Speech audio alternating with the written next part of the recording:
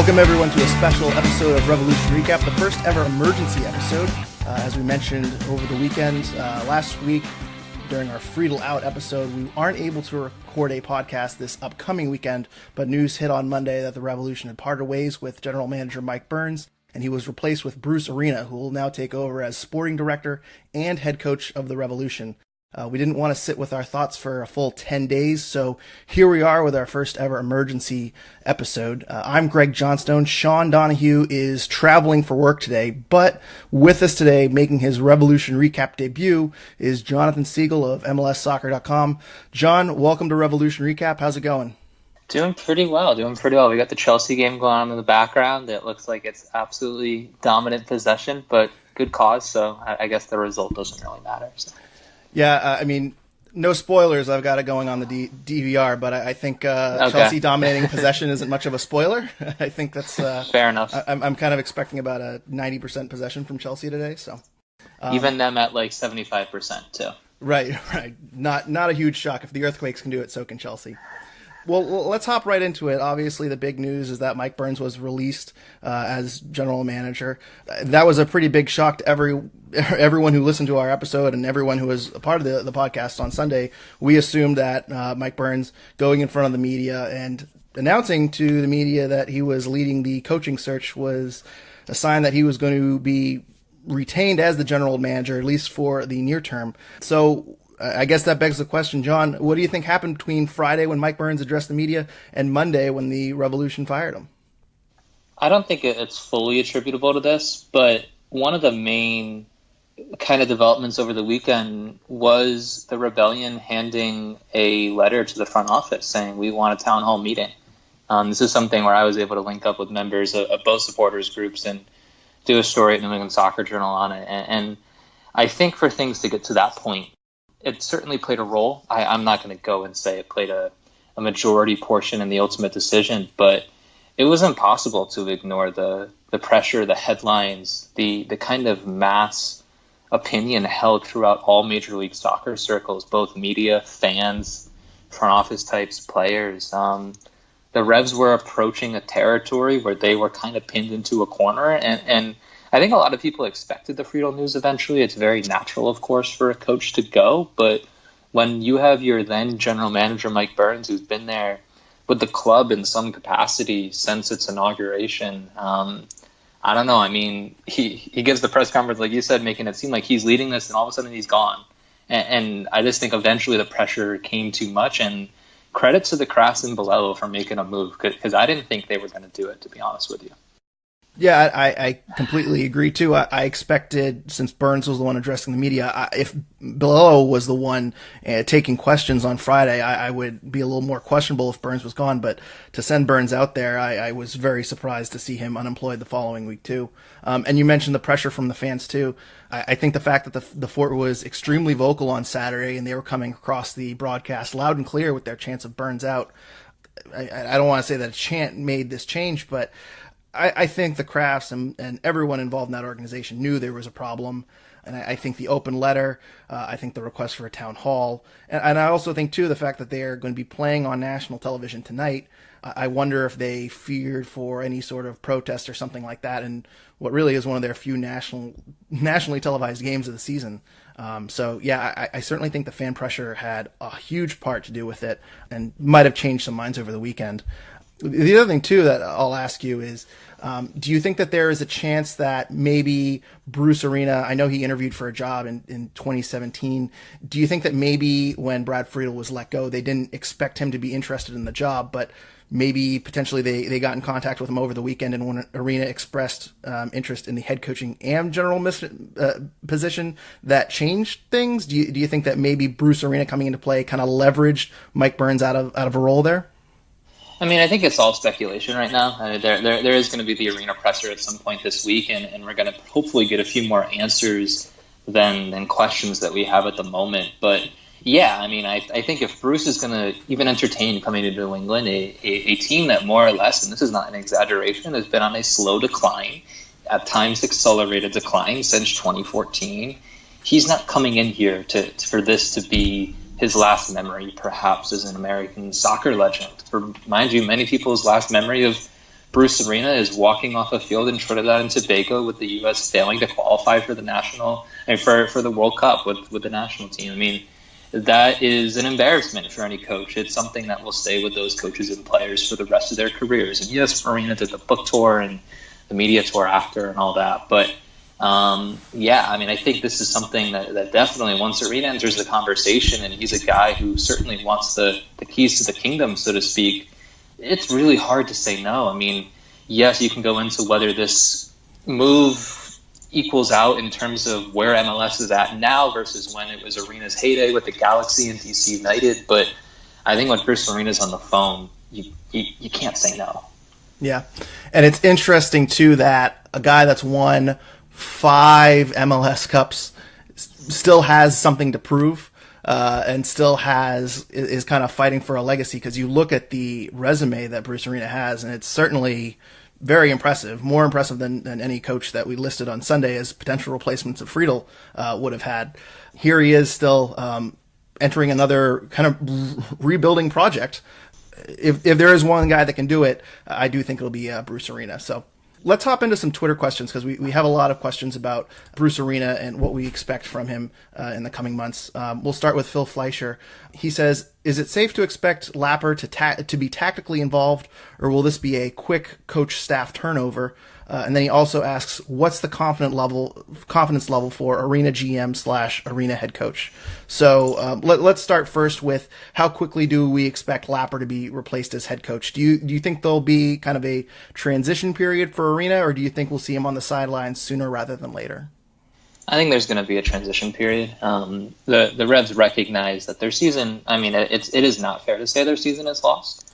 That is not the case, as MLS shows. I mean, they are not going to likely do the turnaround that DC had, of course, last summer when they bring in Rooney and the opening of Audi Field. But unfortunately, in a league where predictions are never safe, the Revs are not out of the playoff picture. They won't be out of the playoff picture and make a firm statement one way or another until really like late August. And until then, anything can happen. So I think Arena will get eased in. I think Lapper is a guy that not enough people know. Most people probably, before he took the job, most people, when he was an assistant, they were probably like, wait, Mike Lapper, who?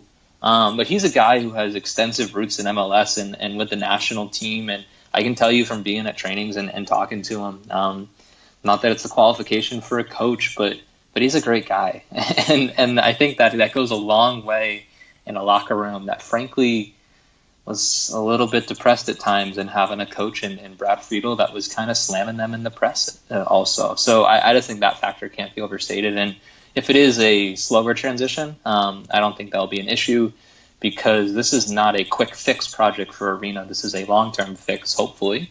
And Lapper is a very good placeholder to have in the meantime.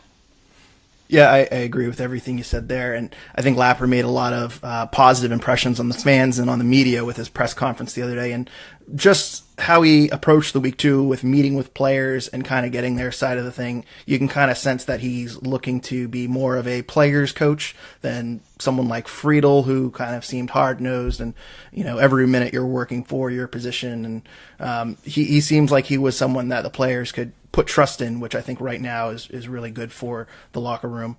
And as getting to your point about a slow transition, I agree with that. I think between being a general manager and being a head coach, there's a lot more headaches for a general manager. So I wouldn't be surprised to see Bruce Arena look at those duties first and get a handle of those and kind of prep for the next transfer window before hopping onto the sidelines. I know that there's about a 3-week break coming up in June. I would certainly Gold Cup, yeah. Right. I would certainly expect to see Arena on the sidelines after that. But it really wouldn't shock me if he decides to let Lapper run things for the next 3 or 4 games until that break. And then once you have that break to kind of implement the way Arena wants to play and with his own tactics and kind of adjust from there, I think we'll see Bruce Arena after that. But for sure. At Bulfkin asked us, compare Arena's role to Bill Belichick's role with the Patriots. Are there a lot of similarities and differences? I can't say I'm much of an expert on Bill Belichick's role with the Patriots, because the Patriots always seem a little shady and secretive. But is it fair to compare what Bruce Arena is doing with the Revolution to Bill Belichick and the Patriots? Yeah, I mean, I'll admit I'm not that much of a Patriots fan myself, even though my first Pats game was, I think, when I was like 2 months old, my parents brought me, which I don't know why they brought a baby that young to a Patriots game, but Gotta that's a raise them question young. for them. Yeah, exactly. My mom wishes we all played football, but she doesn't know that I'm about 5'8", and that was just not going to work. Um, but anyways, getting back on topic with it. I think the best way to answer that actually relates to the infrastructure and kind of staff that surrounds Belichick. Yes, he's kind of the quote-unquote hoodie figure, kind of patrolling the halls, so to speak, at Gillette and pulling the strings on Patriots game day. But he's not the only one there, of course. There's, I think, Nick Caserio. I'm mispronouncing that. There's a lot of player personnel stuff and kind of moves during the offseason and in-season. Ernie Adams is really his left-hand man or right-hand man, whatever the phrase is. We hear a lot about Dante Sarnecchia, the offensive line coach, and those are just three examples that pop into mind for me, and I think it relates to the Revolution and Arena's role where if Bruce is having to organize training every single day and deal with the minutia of that, he's only one person, and mind you, he's 67. He is not a young guy who's going to be able to devote, I would imagine, crazy long days. So I think the most important way to analyze this in relation to Belichick's role is the infrastructure that the Revolution instill beyond Arena to set himself up to set Arena up for success, not only in the interim, but in long term, and really recreating the foundation of this club. Because reality is they have two scouts on staff. One is full time in Remy Roy, and then Nevilev's, I think, brother it was. Maybe Yep. Sergio's the first name. He's on staff, but his role hasn't really surfaced yet too much in terms of specifics of what he's doing. So they just don't have the infrastructure in place. There is no USL team. There are moderate successes with the academy, but I think as much as Bruce can have everyone stay the heck out of the way and just let him do his thing and have the people that support him, that's where he becomes kind of Belichickian almost, if that's a word. Yeah, and I'll make another comparison too. But I remember watching The Two Bills, which is a documentary about Bill For sure, Parcells yeah. and Bill Belichick, and Robert Kraft. I mean, when he brought in Bill Belichick the second time when he hired him from the Jets, he seemed like he had his man that he wanted to run things. And it was the same way with Parcells. When Kraft realized Bill Parcells wanted to get back into coaching, he said, this is a guy I want to run the organization. And I get that kind of sense with Bruce Arena, where I think Kraft sees the state of this team, and it's not just a team that's no longer making the playoffs or is on the edge of the playoffs or is in the middle of the table and has mixed results. I mean, this is now a team in last place, and I think he wants to put the right guy in charge. So I agree with a lot of that. And I think, too, one thing that is promising is that Bruce Arena isn't just coaching the team or, acting in Michael Burns' role as general manager. I think they did this because they want to strengthen the academy. They might be looking into a potential USL partnership. Matt Doyle noted the other day, too, that LA Galaxy under Bruce Arena were one of the first teams to have a reserve side, LA Galaxy 2. So I think that they're looking into developing players better, having a better infrastructure, as you said. And I think it's very, very promising that they went out and they got Bruce Arena, that they're no longer messing around with someone like Brad Friedel who needs on-the-job training. So, John, any thoughts on that before we move on? Yeah, I would just say with the USL side of it, I will add from talking to Jimmy Nielsen and kind of his time with Hartford Athletics so far, from a couple of stories I've done for New England Soccer Journal. He's very interested in partnerships throughout the Connecticut community and kind of broader New England soccer community. So there were rumors, of course, related to Hartford Athletic, the new USL Championship team being a potential kind of source for the Revs to have a USL partnership, and just something more full-fledged. And I can tell you that the team that needs some help right now, they are not doing well. First win yesterday. Yeah. Well, you're right, actually. First win in the Open Cup. Yeah, they had a draw at home. Yep. So I wouldn't be surprised if that kind of picks back up again. With the academy side of it, one of the parts that I think people need to reckon with is, and this is from my conversations with Brian Scales and parents and players in the academy and other coaches on staff in the academy and college coaches throughout New England, this is not as talent-rich of a community or kind of area in the country as some other parts, as you might see in the Jersey, New York area, Texas, Southern California, Chicago. So the revolution, I think one of the steps that Arena will hopefully instill is really expanding that residential component. Right now there is one player in the residential academy. Shout out Oliver White from Vermont with the U17s, or Oliver Martin it might be. I think it's Martin. Beyond that, there's not much. Scales tells me they'll have more updates when it comes, but that really needs to expand for the Revs to really make inroads in their academy. We're entering a stage in MLS where being just dependent on the players around you is not enough. That's why Dallas is so successful. That's why Kansas City has found success. Seattle recently.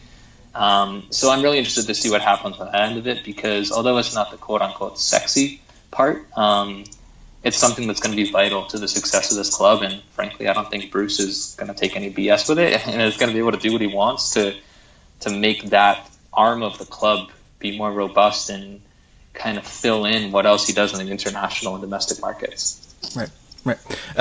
We should note there are a couple of questions that I think we've already touched on, but Mohammed Hussein asked us, do you think these moves indicate Kraft is going to invest in the club?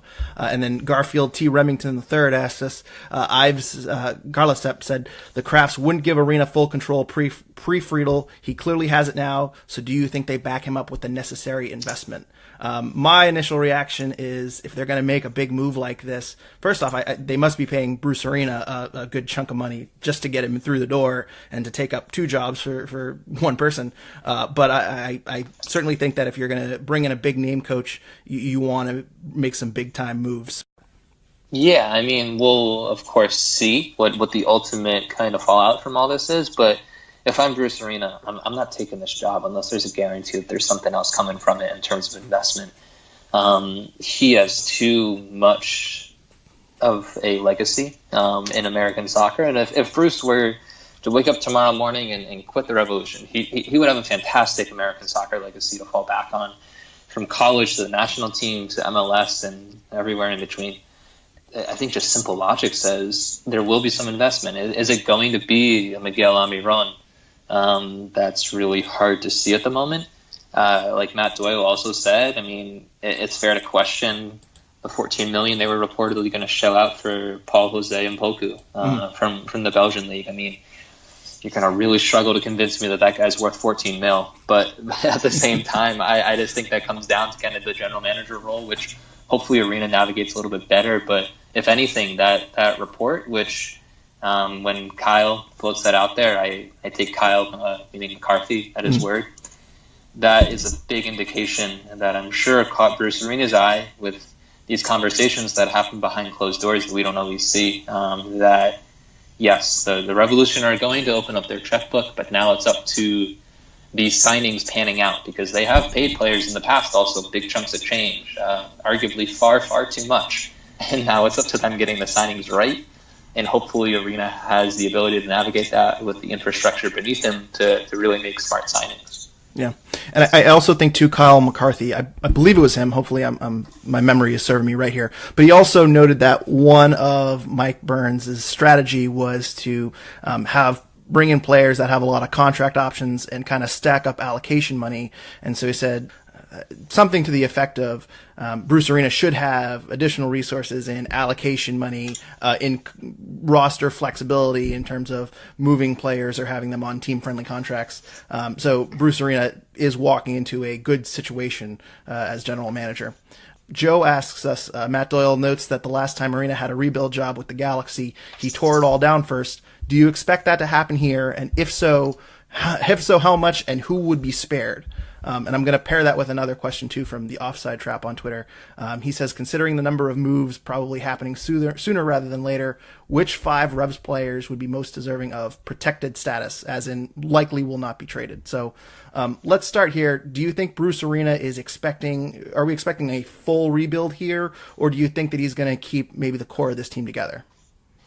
Yeah, I'm just think some numbers off the top of my head with it. The Revolution, I think they have 2 senior spots open at the moment. Yes, correct. One international spot and 2 senior spots, I believe. Yeah, so I mean that is some flexibility. At the same time, to open up a lot more and to kind of see what comes from this, I wouldn't expect a massive overhaul really until after the 2019 season.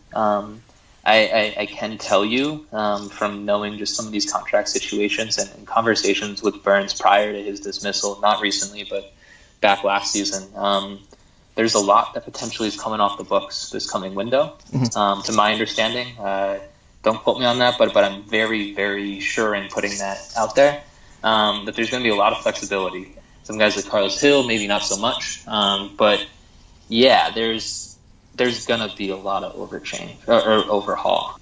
I think one of the biggest critiques that hasn't been voiced enough, maybe if it has, I'm not hearing it, about the Revolution, was an adamant stance that they were instituting big changes. When they brought, 19, 18 players back from last year's team, whatever it was, the exact number escapes me, like, that's not big changes.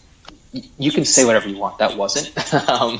You meaning just generic you. Right. So I'm really hopeful to see what comes from this. And if I'm anyone on the Revolution outside of really the homegrowns and maybe some of the big contract guys like Heel, I'm not so sure that I'm going to be a Revolution player much longer. And that should be a welcome thing. I mean, I don't think there's a ton of players who are frankly institutional pillars of this club that are indispensable. That's not a slight to any of them personally.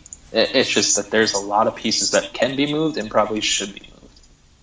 Yeah, and I agree with a lot of what you said there, too. The one thing that I keep coming back to also, because we have another couple of questions about will the Revs be sellers, buyers, or both in the next summer window? Do we expect them to be selling in the next window? I'm not so sure about that, because the narrative that's been coming out this past week is that the Revolution are a playoff team. Burns kind of said that to the media before he was let go, that, this team is better than how we're performing and we need to turn this ship around.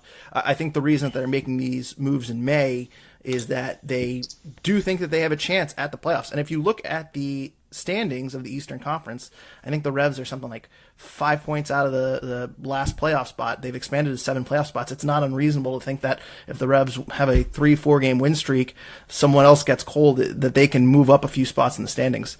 So I'm not sure if they're going to come in and overhaul everything right now. I think they might be having a little bit of trust in this roster and kind of they're going to let the current team play for their spots.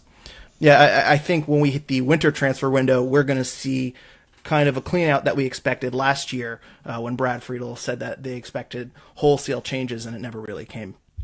John, I'm going to give you my 5 players who I think are least likely to be moved. And you can least likely, okay. Least likely, and you can critique me and tell me where you disagree. You actually mentioned Carles Gil potentially going. I have him on my list. I have Christian Pania. I have Luis Caicedo. I have Scott Caldwell, more or less because he just signed an extension with the Revolution. And I'm going to add Justin Rennicks. So you can tell me where I'm wrong or who you want to add to that list, or if I'm just completely wrong and you have 5 different people. No, I would say Heel. I think he's definitely here. I think he's a fantastic player, and in the right system and with the right coach, can do fantastic things in MLS. I think he's a piece they can build around for quite some time. You said Pania, right? Yes.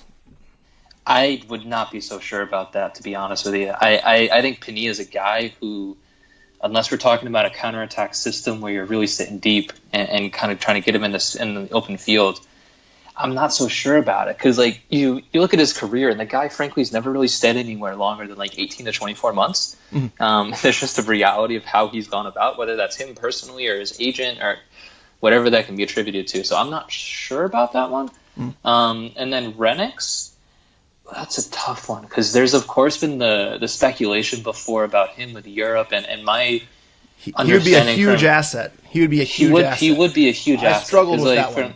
Yeah, because from talking to people in his kind of soccer circle, so to speak, I mean there is that desire, and he's going right now to the FIFA U20 World Cup.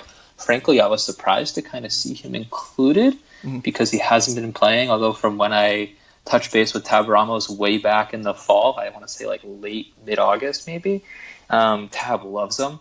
He's great for their kind of pressing and all that, is what I think Tab told me. Mm-hmm. So I'm not surprised to see that part of it, but I don't know. I just feel like there's always going to be that cloud of a question of, hey, is Rennicks going to go?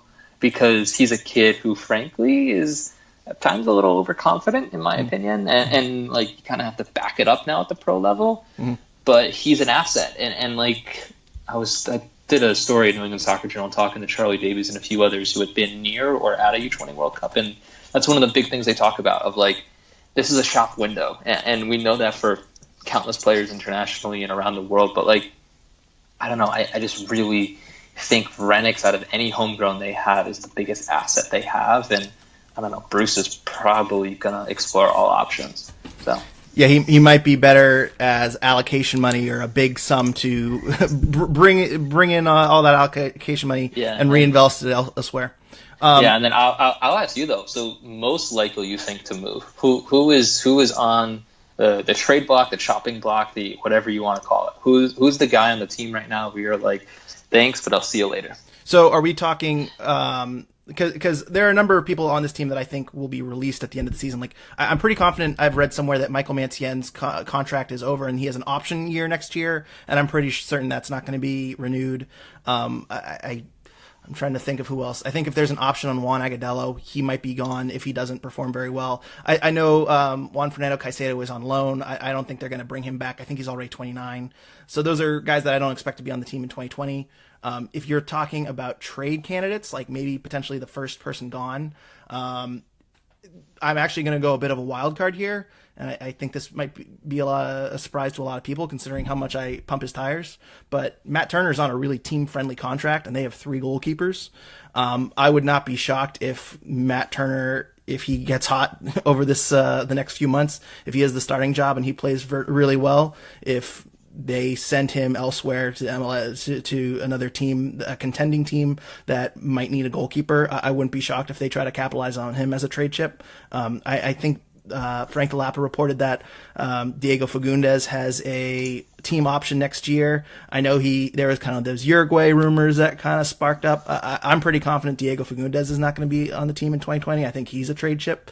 So those would be the 2 names that I think that if looking to move in the summer, if things aren't getting better for the Revs and the Revs go into full sell mode, I think they're going to start with Matt Turner and Diego Fagundes, and then maybe someone like Jalil Anibaba. I know is a cost-effective defender. Maybe if there's some injuries throughout the league, maybe he's gone. Andrew Farrell too. I think anyone really kind of in that aging veteran core is potentially on their way out, depending on other teams' needs. As I say, though, Scott Caldwell, I think, is the exception, just because he did sign a extension, and he's gotten the captain armband a couple times. I think that's a piece that, even if he's not a starter next season, he might be someone that is around the team for good morale. Yeah, I remember once, I think it might have been Jay telling me this, that if anyone on the team, I don't even know if Jay has a daughter, but he was like, it was more or less the quote of like, if anyone's going to marry your daughter, you want it to be Scott Caldwell. Because he's just that nice. And for me, I'm actually looking at the MLSsoccer.com roster for the Revs, and like, I'm looking at their international slots. And as you know, we're in an era of MLS where target allocation money, specifically in light of international players, is one of the quickest ways to build a team that is successful, either buying down contracts with TAM or using it domestically. I mean, there's a lot of ways GMs can utilize it, whether it's discretionary or TAM. You frankly need a PhD in MLS to understand all the roster rules. But the international slots, I mean, it's going down the list. Juan Fernando Caicedo, Luis Caicedo, Carlos Hugh, Michael Mancien, Christian Pena, Gabriel Stelmi, Wilfred Zahibo. Like, out of all that, I would say like Luis Caicedo and Carlos Gil and maybe Pinilla, like you floated, like those are the only ones I would say yes. And that leaves you, if we're going with my theory, that leaves you with 5 out of 8 slots open, and that's without having traded for any slots also.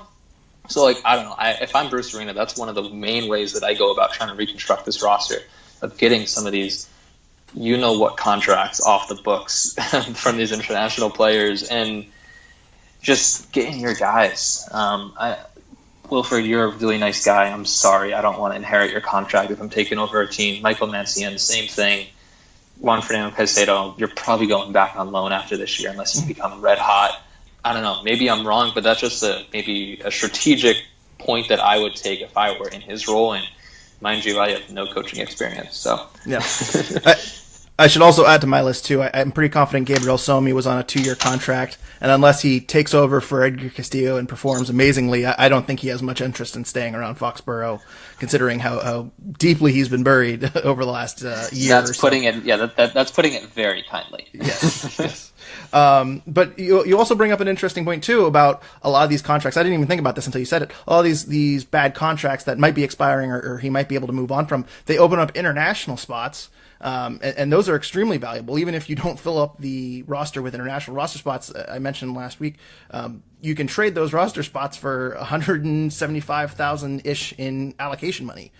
So even if they're able to clear off Wilfred Zahibo, if they're able to call up a team and say, hey, are you interested in a 2018 MLS All-Star? And they say yes, and they take Wilfred Zahibo, Bruce Arena could in turn spin that international roster spot and get some more allocation money out of it. So it might be double beneficial. So actually, wait, let's go back to this question before we move on. So outside of Carles Gil, is there anyone on this roster that you think is safe? Let's say Gil and Caldwell. Anyone that you think is safe on this roster, or is there anyone that would surprise you if they moved? I mean, I'll take the low-hanging fruit of Isaac Anking and Nick Firmino as the young homegrowns. Gotcha. Yeah. Tejan Buchanan, I think, is someone that any GM would welcome into their team. I think the guy has some freaking wheels and some tricks to go with it.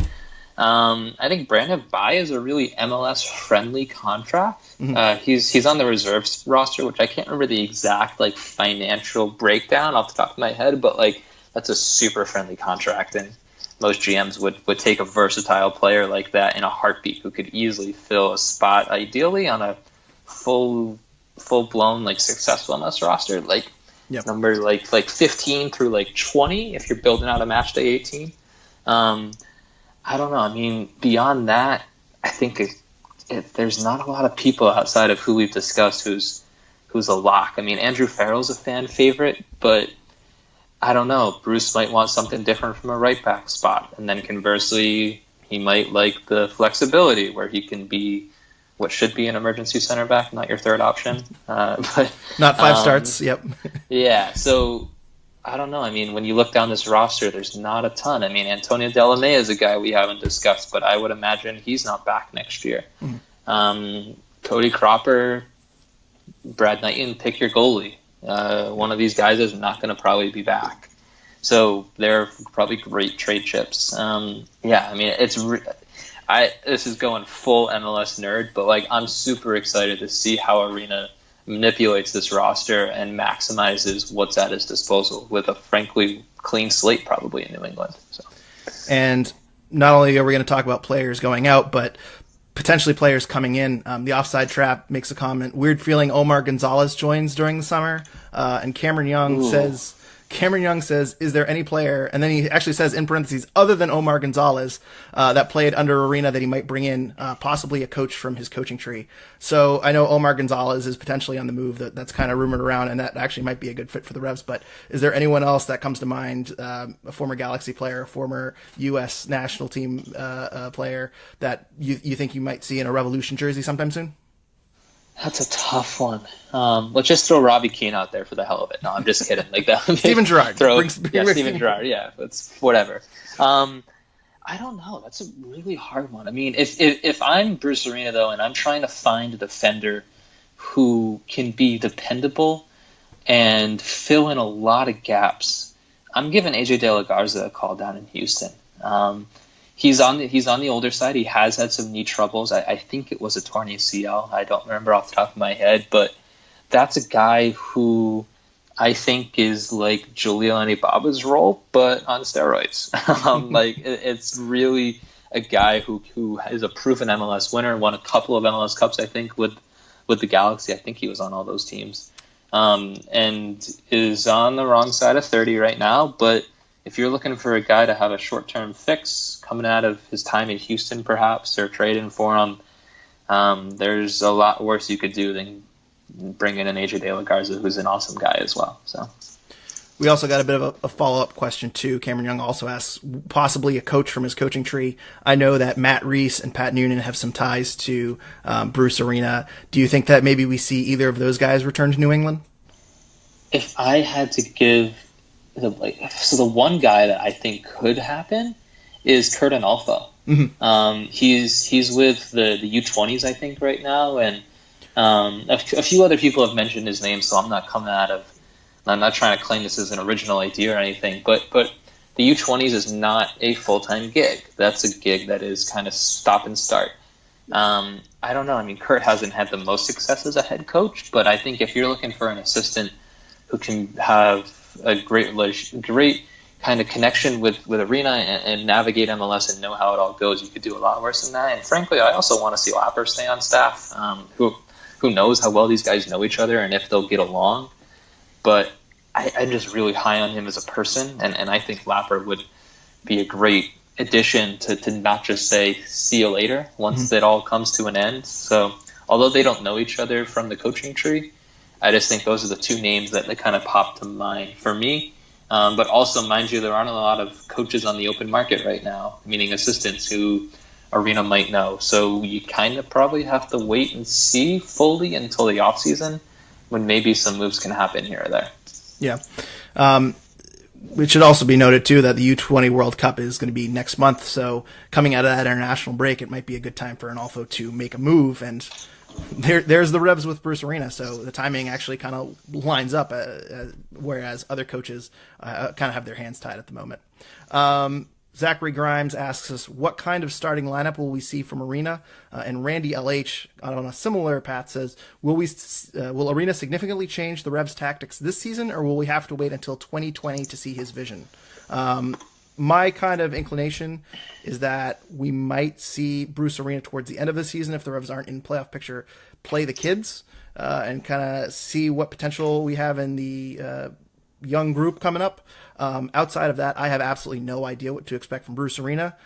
John, do you have any sort of guess to what Bruce Arena? We were trying to take a guess to what Arena the GM could do. Do you have any idea what Arena the head coach will do? Out of the gate, just simplify the hell out of it. That's one that Revs, I think, are actually going to be at their best regardless of who the coach is, because the Revs hate to break it to anyone who's a fan, they're not going to play anybody off the field right now. They just don't have the talent to do that. But I think what Arena's teams always did so well is they just had an identity of playing simple but effective soccer. And I think back to when he had, these weren't household names. Juninho with LA Galaxy, Stefan Ishizaki, what's his name? It escapes me right now. But they're just these other guys who they aren't world-class footballers, but they just played simple soccer, and it was so effective. Of course, with a couple difference makers, mind you, with a Beckham and a Donovan and a Keane, and for better or for worse, Gerrard at some points. But at the same time, I just don't see anything else happening. Others have said, and I've only spoken to Bruce Arena once while covering a national team game, so I won't pretend to know him well. But I just don't see him being this tactical mastermind to overhaul it. I would just expect, like I said, some really simple soccer that can be effective at times. That is also kind of touching upon a criticism I've been hearing a little bit over the past few days. And a lot of people are saying that the game is kind of passed Bruce Arena by, and a lot of people are kind of criticizing that hiring, saying, they should have gone with someone with new blood, with more creative ideas. Do you think that is a flaw in this hiring in Bruce Arena, or do you not really give that much weight? I would say yes and no. Probably leaning more towards I don't buy that criticism, because any coach who's had success at this level, they have tactical nuances. They aren't just going to roll out an archaic 4-4-2 with banks of four and say, okay, we're going to lump it up to the strikers, and this is not League Two soccer in the UK. We're not going to see just bump it up to the big guy with the head. There's going to be some sort of identity and sophistication to it. But I don't know. I just feel like that critique is kind of rooted in the belief that Arena isn't almost smart enough, might be the right phrase, to navigate some of the intricacies of MLS. I was watching a little bit of the Toronto DC United game going on Wednesday night right now as we're recording, and one of the main points that they were talking about, and I think it's spot on with kind of neutralizing a guy like Pozuelo at TFC, is if you force to play wide and they're kind of outside backs to beat you, and then really kind of mess it up in the middle of the park and neutralize Pozuelo, like that can be a tactical adjustment that most coaches at this level can make. But to almost assert, in my opinion, that Arena like doesn't have the depth of understanding of soccer to do that, like I don't know, I just think that's just not fair. So I'm in defense of Arena on this one and think that he'll have enough kind of layers to it to hit a winning formula at times, as much as he can with the roster that's currently there. Yeah.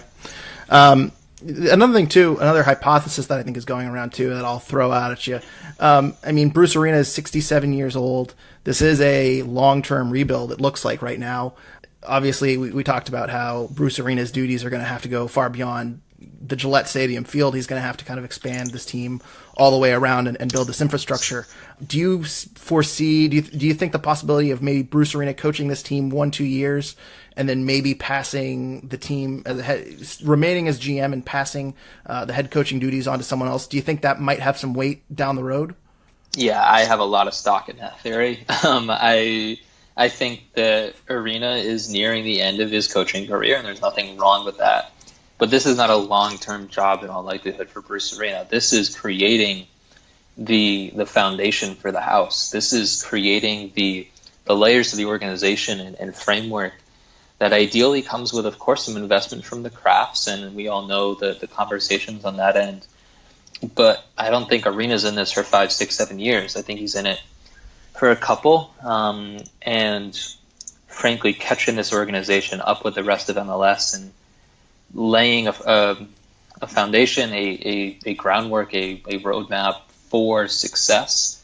I mean, that's of course an optimistic viewpoint, but with a guy like Arena's title right now of sporting director and head coach, I think that he's going to have the ability to do that. And if he can't, then frankly his tenure will be a failure. But I'm confident that he will be able to as well. So. Yeah.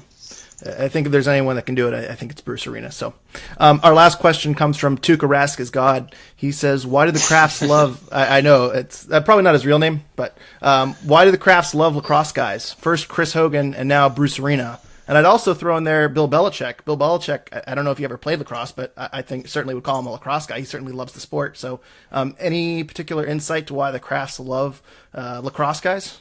I don't know, but like, yeah, it's right on. Yeah, Chris Hogan, when he was with the Patriots, I think he played at like Penn State or something. Yep. And then the Belichick family, he has a daughter that coaches right now the women's lacrosse team at Holy Cross, and when I think Bill Belichick's like super close with the Johns Hopkins men coach.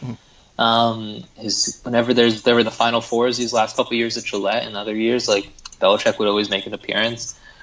I don't know, man. I wish I knew. I'm a guy who played lacrosse growing up a little bit and cover the sport some now, and I think it is a sport that deserves a little bit more love than it gets. But I don't know. But I will say I would pay good money to see Bruce Arena with a lacrosse stick right now. And I actually Googled it as I'm sitting here, Bruce Arena playing, and like there's a photo that comes up of him, and I think it's at the jersey might say Brown. I don't know. There's yeah. Do you know that? I don't know if this is right, but did you know LA Galaxy? Or this is a long time ago. LA Galaxy manager Bruce Arena won gold with USA in '74, but also played box lacrosse in the original NLL. I don't know. This is like going way back in the archives, but I think it's super cool and just a wrinkle that shows that like this isn't just some old guy who knows soccer. This is like. I don't know. I find it cool. Maybe it's the lacrosse fan in me, but it's kind of cool to see this. And the sticks, I'll just tell you, they look weird. They're like made out of like wood and have this like it looks like almost like rope mesh. Like it's just like that thing looks like it could snap in two. But equipment's been upgraded a little bit over time. Yeah, for sure. I will say too. I just Wikipedia'd Bruce Arena, and if he was in a brown jersey, I think that's a bit of a cardinal sin because he went to Cornell. So I don't know. That's okay. Maybe my eyes deceived me or something. Oh, never mind. Wrong one. But yeah, was going to say not very loyal for an Ivy grad, but yeah, I'm reading this from, it was a Brown lacrosse photo from a U.S. Lacrosse magazine article. Meaning a Cornell team, they were undefeated in Ivy League play, and the 3 years prior to arriving in Providence for a game against Brown in 1973, Bruce Arena was the captain and the star of a heavy favorite who anticipated keeping that streak alive. So Bruce Arena lacrosse roots in the Ivy League. That's cool. I think this also means we need somehow, I don't care if it's for charity or whatever, but we need like lacrosse face-offs with Bruce Arena and Bill Belichick. Just do like a best of 7 or something like that. I think that'd get a lot of eyeballs. We got to do a skills competition and everything. Oh, definitely. I want to see it like during Pat's preseason. Like we'll just have like some day where they bring out like or even better, like I got an idea. Arena is coach for the Revs lacrosse team, and then Belichick is the coach for the Patriots one, and we'll see who wins. Like big, strong guys versus small, quick guys. I don't know how it would go, but it'd be cool to watch. So this is $1 million idea. This would fill Gillette Stadium. Definitely. This is like screw the Taylor Swift concert or whatever. Like this is what's going to sell it out. Absolutely. Cancel the Taylor Swift concert for this game. So before we wrap up, I want to get a grade. I also want to throw out a bit of a note. I want to give credit to Six States One Podcast. They had another episode coming out earlier this week. They had Frank DeLappa and Sam Steichel of The Athletic, and they both gave some very, very interesting insight about the firing of Mike Burns and Sam Steichel. I hope I'm mispronouncing that name terribly. I am so sorry, Sam. But he did say that he said that he made a comment to the effect of he's heard from multiple people that the Revs will invest like Atlanta when they get a stadium soon. And I just wanted to throw that in. I know we talked about the Crafts giving Arena the resources and finally investing in this team. And so I didn't want to let this episode go without at least noting that he was on the record saying that. I think that's a really, really positive development for the Revolution and for their fans. So just wanted to throw that bit of a caveat out there. But before we go, John, I want to get your grade on this hiring. Friedel, Burns out, replaced with Bruce Arena, not just GM, head coach, just the whole thing. Is it an A+ for the Revs? Couldn't have done better, or C, D-ish, where you have your concerns? I'm going to give it a B+ right now. And then with an extra credit assignment down the road, could easily bump up. I think it's a really great signing, but they're fair questions to ask if Arena can navigate successfully the version of MLS he's entering versus the one he had success in. I guess that's what the job is, and that's how it's going to be fair to judge him. But I think it's a really solid hire, and frankly, anyone who says this is like a failure or what about Trinidad? Like, come on, let's get a little bit more, frankly, mature in the response and analysis. So that's me being harsh, but I just think anyone who looks at this and says, "Oh, FD, whatever," no, not buying it. And even if you want to, the way I kind of see it, even if you don't want to give them full marks for bringing in a coach, I don't buy the argument that Bruce Arena is a bad coach. He's going to be either a good coach or a great coach. So from that perspective, I think too, bringing him in as a GM, he's dealt with other teams. He's constructed a roster before. I think he's going to make the Revolution from one of the least active teams on the trade market to one of the top teams on the trade market. I think he's got connections all throughout the country. And I just think that we're going to see the roster reconstructed in a way we haven't seen in a really, really long time. So, I might go a little bit more positive than you. I go A-. I think he's going to make a really, really strong impact as a GM. And I think that was where they were kind of sorely lacking. So, John, before we go, why don't you give us your, where people can find you on Twitter, and do you have any closing thoughts before we wrap up this podcast? Yeah, it's at Jonathan Siegel, last name spelled S-I-G-A-L, real simple. And then just closing thoughts being, it was a wild 4 or 5 days from the that's all I just gotta say. Like the Revs also then, and we all know what I'm referring to with the Chicago loss. Mm-hmm. The crate was 18 goals against in 3 games or something, whatever the number was. In 4 games, I think it was 4 games. Mm-hmm. Then Friedel gone. Burns saying he's leading the charge. Nope, just kidding. Burns is fired. Mm-hmm. The Arena rumor. Oh, Arena's hired. Oh, then you're playing Chelsea. Like holy crap, what a week to be covering and following this team. And another comment just being, the Revs just got a hell of a lot more relevant in MLS. I can tell you from working even for the league site, which is sometimes, let's just say, it does favor some teams that maybe are most talked about by the league, by fans of the league. The Revs went from about, and this is not an official number by any means, no one take it at that, at number 22 or 23 out of 24 in terms of most interesting or relevant, to all of a sudden vaulting way up there just by making this move. And there is way more national attention, there's way more local attention, and there's a conversation that'll stretch for a long time as we were mapping out and discussing maybe some of the roster strategies and approaches that Arena takes. So that's all I got to say is in the matter of a week, it went from emotional highs and lows to holy crap, this team matters again. Yeah, I think the most, I'll go ahead and make the joke. I don't want to get you in trouble, but I think the most that we saw MLS talk about the Revs was when Atlanta beat them prior to the Bruce Arena hiring and Brad Friedel being let go. So the fact that, every day, I mean, even if you just go to MLS Reddit, there's been a Revolution story up there every day for the past week, it seems like. And, it's also crazy to think about Julian Cardillo's story about Gabriel Somi and potentially being traded to Cincinnati and that not going through. That was 9 days ago, and somehow it feels like it was years ago. Just to give a context of, that really was not a very long time ago. And if that came out at any other time of the season, we'd be referencing it over, probably 3-4 episodes down the road. But yeah, I mean, it's been a wild, wild ride. The Mapoku transfer fell through 8 days ago. Forgot to say that. Yeah. Oh my goodness. So yeah, it's been a crazy, crazy week and a half. And as I say, we don't have another episode coming out for another week and a half. So hopefully that's it for news. Hopefully there's no stadium announcement on Friday, because we really can't do another episode after this. So I'm really holding on that this is it. But anyway, that wraps us up today. You can follow us at Revolution Recap on Twitter. You can also like our Revolution Recap Facebook page. Please leave us a review on iTunes or wherever you're listening. Normally when we do emergency episodes, I ask for reviews beforehand, kind of as like a bribe. And today we're doing the honor system. We're releasing this first, and we're really trusting you guys to go and review after you listen to the podcast. So review on iTunes or wherever you're listening. As I say, we'll be back in about 10 days to recap the DC United game. But until then, thank you all for listening, and go Rebs.